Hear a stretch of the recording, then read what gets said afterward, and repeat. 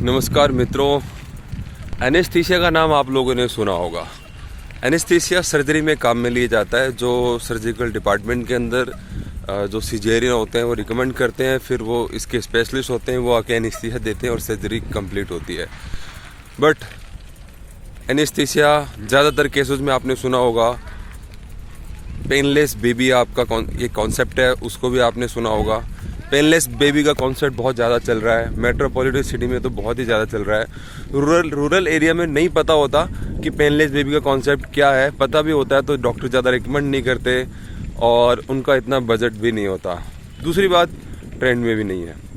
साथ साथ में मैं आपको बता दूं, यूरोप कंट्रीज़ में बहुत सारी कंट्रीज है जिसमें अभी एनेस्थीसिया बैन है, बट इंडिया में धड़ल्ले से चलता है। चाहे वो ACL का ऑपरेशन हो, मीन्स लिगामेंट का ऑपरेशन हो, पैर का ऑपरेशन हो, चाहे वो जनरल एनेस्थीसिया हो, चाहे स्पाइनल एनेस्थीसिया हो, देते ज़रूर है।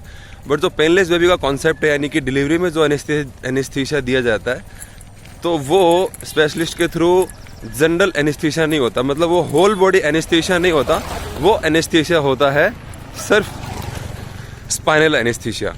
और आपको मैं बता दूं, स्पाइनल एनेस्थीसिया इतना हार्मफुल होता है कि डिलीवरी के बाद, सर्जरी हो जाने के बाद, कुछ महीनों के बाद माताओं को जो एक न्यू बेबी को बॉर्न करती है, उसके बाद उनको बैक की प्रॉब्लम होती है, इवन स्ciatica की प्रॉब्लम भी होती है।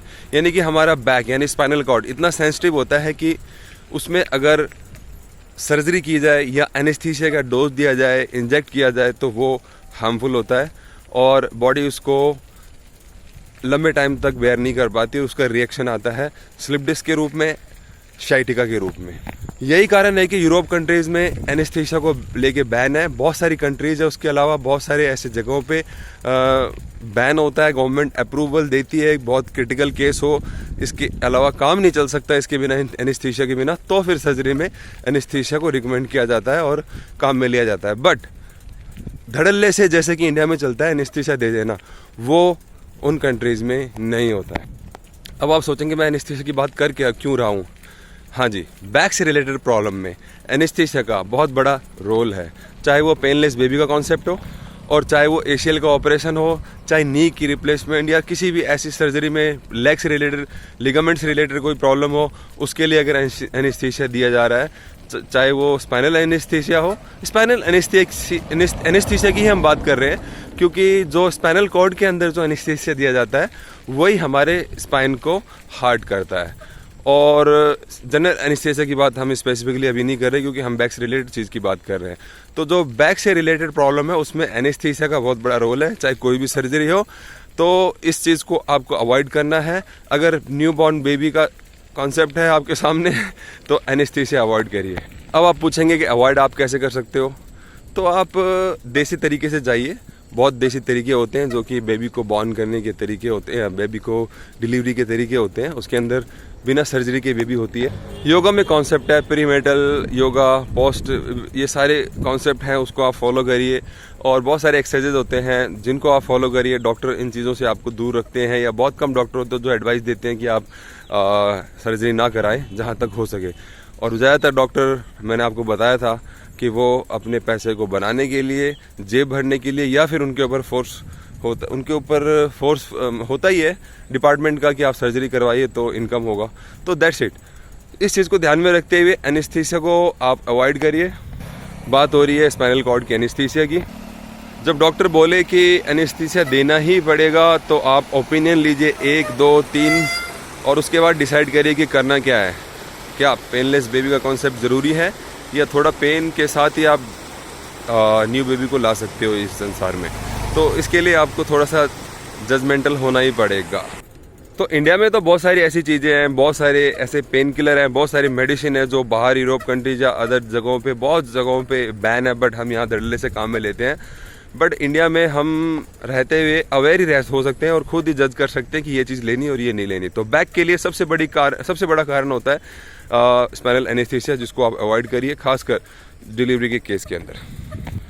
मेरे पास बहुत सारे केसेस ऐसे आते हैं कि सर्जरी अच्छी हो जाती है, सक्सेसफुल हो जाती है, उसके कई महीनों के बाद, इवन कई सालों के बाद भी प्रॉब्लम नहीं रहती है। बट फिर जब आती है तो फिर वो घर छोड़ती नहीं है प्रॉब्लम, यानी कि बैक से रिलेटेड प्रॉब्लम।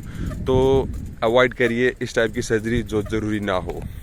मैंने पहले ही बताया कि मेडिकल साइंस स्पाइन को लेके बहुत ज़्यादा एडवांस नहीं है। उनके पास स्पाइन की एक लास्ट ऑप्शन रहती है सर्जरी, जो कि सक्सेसफुल नहीं होता, जिसका साइड इफेक्ट भी होता है, लोगों को पैरालिसिस भी हो जाता है, बहुत सारी प्रॉब्लम रहती है, बहुत सारे साइड इफेक्ट आते हैं। या फिर वो नर्व के स्ट्रेंथन वाली कुछ एक्सरसाइजेज रिकमेंड करते हैं जो फिजियोथेरेपिस्ट कराते हैं। मैंने ये भी बताया था कि फिजियोथेरेपिस्ट इस चीज़ में कुछ माहिर होते हैं, सभी फिजियोथेरेपिस्ट रिजल्ट नहीं दे पाते, वो भी 100% तो बिल्कुल भी नहीं। सालों साल महीनों महीनों आप ट्रीटमेंट लेते रहते हो और वो उसका ट्रीटमेंट प्रॉपरली ठीक नहीं, प्रॉपर क्योर नहीं कर पाते। बैक से रिलेटेड प्रॉब्लम की बात हो रही है, फिर से मैं आपको बता दूं। तो इसीलिए इस प्रॉब्लम में आपको बहुत ही अवेयर रहना पड़ेगा और बहुत ही सर्च करके अपडेटेड रहना पड़ेगा कि क्या हमारे लिए ठीक है। तो सबसे लास्ट में सिर्फ यही कहना चाहूँगा, अगर डॉक्टर रिकमेंड करते हैं आपको बैक की प्रॉब्लम है, क्रिटिकल प्रॉब्लम है, और वो कहते हैं सर्जरी कराओ, तब भी आपको फर्स्ट सेकंड थर्ड ओपिनियन ले लेनी चाहिए। उसके बाद डिसाइड करना चाहिए कि मुझे सर्जरी करानी है या नहीं। ध्यान रहे, हम यहाँ पे ये नहीं कह रहे कि सर्जरी नहीं ही करानी है, बट जहाँ तक हो सके नहीं कराइए। डॉक्टर से ही आप सजेशन लीजिए, फर्स्ट सेकंड थर्ड 3 ओपिनियन के बाद फिर आप डिसाइड करिए कि करना क्या है। एम्स के डॉक्टर, इसका मेरा अच्छा एक्सपीरियंस है, वो आपको अच्छा गाइड करेंगे और वो आपको बताएंगे कि सर्जरी ज़रूरी है भी कि नहीं। एम्स के डॉक्टर्स के साथ अगर आपका टाइप हो जाता है, उनसे अपॉइंटमेंट मिल जाती है, तो वो सबसे बेटर ऑप्शन रहेगा। इसमें एम्स के डॉक्टर परफेक्ट हैं, उनसे आप ओपिनियन लीजिए, उनसे राय लीजिए। अगर वो सजेस्ट करते हैं कि सर्जरी ही ज़रूरी है, क्रिटिकल इतना केस हो चुका है, तो फिर आप सर्जरी की तरफ मुख कर सकते हो। तो इसीलिए फर्स्ट ओपिनियन को लास्ट ओपिनियन ना माने और कुछ अपना भी दिमाग लगाएं। तो जैसा कि मैंने बताया कि उन नर्व स्ट्रेंथन की वो बहुत सारी एक्सरसाइज कराते हैं डॉक्टर, साथ साथ में थेरेपिस्ट कराते हैं, फिजियोथेरेपिस्ट कराते हैं, एक्सरसाइज रिकमेंड करते हैं, बट 100% क्योर और गारंटी का तो कोई मतलब ही नहीं बनता। तो इसीलिए बैक को ध्यान में रखने के लिए जो मैंने पहले वीडियोज़ में आपको कुछ पोस्चर के बारे में बताया, एक्सरसाइजेज के बारे में बताया और कुछ लाइफस्टाइल के बारे में बताया, उन्हें आप फॉलो करिए। बहुत सारे केसेस में देखने को मिलता है कि 10,000 का 50,000 तक का भी एक इंजेक्ट करते हैं और कहते हैं कि इतने महीने के लिए आपका क्योर हो जाएगा, लाइफ टाइम हो जाएगा। लेकिन बहुत कम केसेस में ऐसा होता है कि पेशेंट ठीक होता है बैक को लेकर के। क्योंकि मैं वापस रिपीट कर दूं कि मेडिकल साइंस अभी इतना अपडेटेड नहीं है कि वो आपके स्पाइन को 100% क्योर कर दे और पूरे कॉन्फिडेंस के साथ। इसीलिए भी कुछ दिन पहले जो बाबा रामदेव जी के साथ इन डॉक्टर्स की जो एक बहुत बड़ी डिबेट हुई थी और बहुत बड़ा विवाद हो गया था, उसमें उन्होंने डॉक्टर्स ने बाबा रामदेव जी के लिए 2 डिजीज़ के बारे में मेडिसिन पूछा था, देसी उपचार। एक तो हेडेक के लिए और दूसरा बैक पेन के लिए, जो कि उन्होंने अपने आप को एक्सपोज किया कि इन दोनों का ही ट्रीटमेंट उनके पास नहीं है, मेडिकल साइंस के पास परफेक्टली नहीं है। That's it.